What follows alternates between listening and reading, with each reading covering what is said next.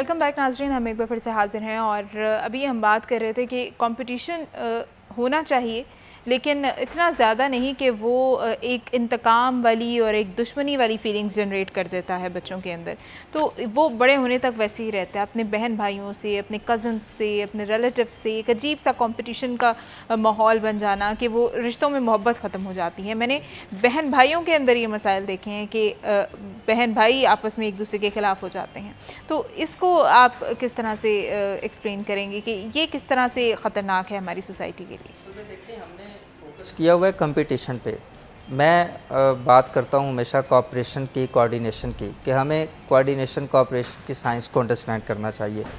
महज कंपटीशन तो इंसानी ये जो हमारे आजकल बहुत सारे डिप्रेशन के प्रॉब्लम्स हैं, फ्रस्ट्रेशन के मसाइल हैं, ये सिर्फ इस वजह से है कि हम कंपटीशन में लगे हुए हैं कि कंपटीशन में मैंने जीतना है। और फिर कंपटीशन अगर करना भी है आपने, जैसे मैंने अभी अर्ज़ की कि आप, जैसे वो बिल गेट्स ने कहा कि my aim is to beat my previous performance, मतलब आप अपने आप से कंपटीशन करें, अपनी ज़ात से कंपटीशन करें। आप देखें कि गुज़िश्ता साल में आपकी क्या अचीवमेंट्स थी, अब आप इस साल में आपकी क्या अचीवमेंट्स हैं, अब आइंदा आपने क्या, आप अपना वर्क प्लान करें, आप अपनी स्ट्रेटजी प्लानिंग ठीक रखें।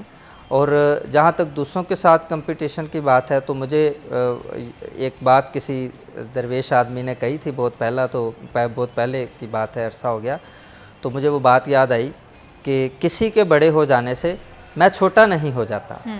तो ये कैसी बात थी कि इसने मेरी सोच के ज़ाविये बदल दिए कि मैं, मतलब जो जिस जगह पे मैं हूँ, मुझे ये देखना चाहिए कि मैं ख़ुद एक अल्लाह तबारक व तआला का एक बहुत बड़ा शाहकार हूँ। तो मुझे अपने आप को पहचानना चाहिए। जैसे अल्लामा इकबाल ने फरमाया कि अपने ही मन में डूब कर पाजा सरागे ज़िंदगी, तो अगर मेरा नहीं बनता ना बन, अपना तो बन। तो हम कंपटीशन के चक्कर में अपना नहीं बन रहे होते, हमें अपनी शनाख्त नहीं होती।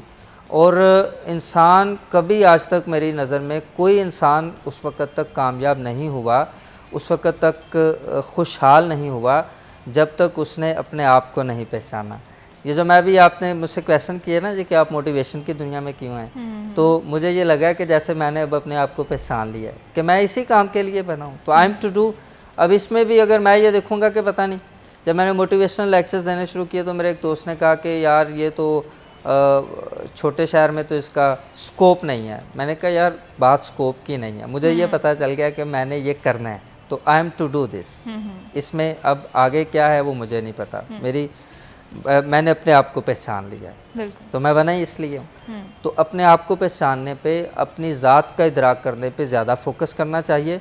और बाहर के, यहाँ पे मुझे अपने अशार याद आए कि बाहर की दुनिया कमज़ोर दुनिया, बाहर की दुनिया कमज़ोर दुनिया, महज एक तमाशा, एक शोर दुनिया, अंदर की दुनिया हसीन दुनिया, सुकरातो अरस्तु ज़हीन दुनिया, जो समझे ज़मानो मकां से निकले, वगरना फ़कत एक ज़मीन दुनिया। क्या बात है। अच्छा, ये राइटिंग का शौक़ सबसे पहले, अभी जैसे मैंने कहा, मोटिवेटर भी हैं, कंसल्टेंट भी हैं, राइटर भी हैं, सबसे पहले इनमें से कौन सी एबिलिटी सामने आई थी?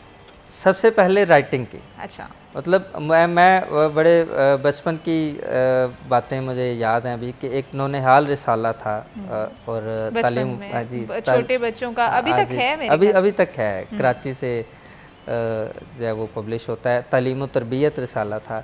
तो ये 2 रिसाले हम लाजमी पढ़ते होते थे। तो मैं 9th में था जब मुझे फ़र्स्ट टाइम बहुत खुशी हुई कि मैंने एक नज़म लिखी उस वक़्त, तो कराची के एड्रेस पे हकीम सईद साहब थे गालबन इनके, तो उस रिसाले में वो पब्लिश हुई और स्पेशली उन्होंने वो कमेंट्स के साथ मुझे वो पब्लिश की। तो I was in 9th class at that time. I remembered कि मुझे उस वक़्त बहुत खुशी हुई थी, पहली नज़म मेरी मैंने लिखी, तो वो पब्लिश। उसके बाद फिर मैंने शायरी वायरी लिखना शुरू कर दी। अच्छा, शायरी के मामले में भी बड़ा एक ज़बरदस्त सफ़र मैंने तय किया कि मैंने शायरी पढ़ी मीर तकी मीर की, मिर्ज़ा गालिब की। तो इनकी शायरी जितनी उस वक़्त मैं समझा, उसमें ज़्यादातर मुझे ये लगा कि पेसिमिस्टिक अप्रोच पाई जाती है। उस वक़्त मुझे भी अंदाज़ा नहीं था इस बात का। फिर जब मैंने अल्लामा इकबाल को पढ़ा तो अल्लामा इकबाल की शायरी की डायमेंशन ही ज़रा और तरह की थी। वो एक मोटिवेशनल शायरी थी। तो फिर इस तरह से जब वो मुख्तलिफ मराहल से ज़िंदगी गुज़रते गुज़रते अब इस स्टेज पे आई कि मैं शायरी करता हूँ, लेकिन मेरी भी कोशिश होती है कि मैं शायरी में कोई पेसिमिस्टिक अप्रोच ना दूँ, मायूस कुन बात ना करूँ। जैसे मैंने एक शेर लिखा कि बहुत कठिन राहें, बहुत दूर है मंजिल, पर मेरे यकीन आगे मजबूर है मंजिल। अच्छा, ये मेरे पास आपकी 2 राइटिंग्स इस वक्त मौजूद हैं, भूख हमारा मज़हब और प्याले में जहर। जी जी। भूख हमारा मज़हब के ऊपर लिखा है सानिया गोजरा के पस मंज़र पर लिखी गई एक फ़िक्र अंगेज़ कहानी। जी जी। ये क्या स्टोरी है, इसको क्यों लिखा आपने और क्या बताना चाहेंगे इसके बारे में? अच्छा, ये एक सान्या हुआ गोजरा में 2009 में। एक्चुअली ये डिस्प्यूट था मुसलमानों और क्रिश्चियन के दरमियान, जो इसकी बुनियादी वजह बनी कि इल्ज़ाम था किसी क्रिश्चियन पे कि उसने कुरान पाक की तौहीन की। मैं उस वक़्त सोशल एक्टिविस्ट में बड़ा काम कर रहा था उस वक़्त, और मैंने चीज़ों को करीब से देखा। अब मुझे जब पता चला तो उसी तरह एक अच्छे मुसलमान की तरह जब मुझे भी पता चला तो मैंने भी, जो पहला प्रोटेस्ट हुआ, और पहला प्रोटेस्ट हुआ तशद्दुद के बाद, उस प्रोटेस्ट में मैंने स्पीच की, बड़ी धुआंधार स्पीच की। ये मैं आज यहाँ पे ये एक बात डिस्क्लोज़ करना चाह रहा हूँ कि इस कहानी की जो इब्तिदा स्पीच से हुई है, ये जो मैंने लिखी है, तो उसमें मुझे अपना करैक्टर नज़र आ रहा था कि मैंने वो बड़ी धुआंधार स्पीच की, लेकिन बाद में मुझे हक़ाइक़ को जानने के बाद पता चला कि अभी तक इस बात की तस्दीक नहीं थी कि वाक़या हुआ क्या था।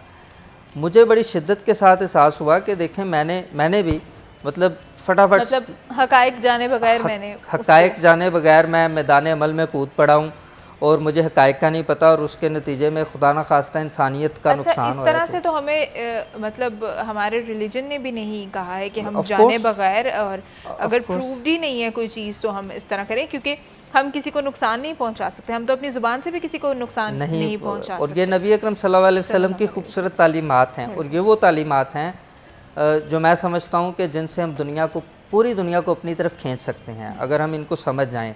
कि अगर देखें, मैं ये कहता हूँ कि हम जब नबी अकरम सल्लल्लाहु अलैहि वसल्लम के उम्मती हैं, सच्चे उम्मती हैं, तो मेरा लोगों से एक सवाल है कि इस दुनिया के इंसानों से, इंसानियत से सबसे ज़्यादा मोहब्बत किसने की है? ऑफ़ कोर्स नबी अकरम सल्लल्लाहु अलैहि वसल्लम ने की है, इसलिए उन्हें रहमतुल लिल आलमीन होने का मुकाम मिला। तो कैसी बात है कि सबसे ज़्यादा इंसानियत से मोहब्बत मेरे नबी ने की है, और मैं उन्हीं का उम्मती हो के सबसे ज़्यादा मोहब्बत इंसानियत से ना कर सकूं बाकी उम्मतों के कंपैरिजन में। मुझे मेरे दिल ने ये गवाही दी कि मुझे ज़्यादा ज़िम्मेदार होना चाहिए। मैं बतौर मुसलमान पूरी दुनिया के लोगों से ज़रा मुख्तलिफ हूँ, तो जितना बड़े मुकाम पे कोई इंसान होता है उसको उतना ज़्यादा ज़िम्मेदार होना चाहिए, उसको उतना ज़्यादा सेंसिबल होना चाहिए, उसके अंदर एहसास ज़िम्मेदारी ज़्यादा होनी चाहिए। तो मैं इस वजह से ज़्यादा रिस्पॉन्सिबल हो गया इस वाले से। मुझे ज़्यादा इंसानों के हकूक़ के हवाले से मुझे रिस्पॉन्सिबल होना चाहिए। मुझे किसी पे जुल्म करते हुए 100 दफ़ा सोचना चाहिए कि क्या मेरे नबी को ये बात पसंद आएगी, तो यकीनन नहीं पसंद आएगी। हमें ज़्यादा हसास होने की ज़रूरत है, बिलखसूस इस तरह के मामलात में। इस तरह के मामलात में हम जज्बाती ज़्यादा हैं और हमारी तहकीक कम होती है। इस तरह के मामलात में बहुत ज़रूरत है। हमें ये सोच लेना चाहिए, बतौर मुसलमान मैं बात कर रहा हूँ, हमें ये सोच लेना चाहिए कि हम पे ज़्यादा ज़िम्मेदारी है पूरी दुनिया के इंसानों की। तो अगर हम गैर ज़िम्मेदारी का मुज़ाहरा करेंगे तो फिर दुनिया से महज तवक्को करते रहना ये बड़ी गलत बात। अच्छा, वही बात है ना कि हम अपनी रिस्पॉन्सिबिलिटीज़ नहीं समझते, हम ऑन नहीं करते। हम अगर अपनी इस वक्त मुल्क के निज़ाम को देखें तो उसमें भी हम लोग हर चीज़ पे गवर्नमेंट के ऊपर जो है वो डिपेंड करते हैं, और हमें चाहिए कि गवर्नमेंट अपनी हर चीज़ कर दे हमें। तो हम लोग ख़ुद एक ज़िम्मेदार शहरी नहीं है। बिल्कुल हम अपने मुल्क के लिए जो हमारी ज़िम्मेदारियां बनती हैं उनको हम लोग बिल्कुल ऑन नहीं करते। और मैं हमेशा हमेशा हमेशा जब भी ये बात होती है तो मैं हमेशा ये कोट करती हूँ और हमेशा बताती हूँ कि इंटरनेशनल रिसर्च के मुताबिक किसी भी मुल्क की तरक्की में सबसे ज़्यादा किरदार आबादी का 70% आबादी का और 30% गवर्नमेंट का है, जबकि यहाँ पर ऐसा हम लोग बिल्कुल समझते नहीं हैं। हम एक ब्रेक के बाद दोबारा हाजिर होंगे। नाज़रीन, हमारे साथ रहिए।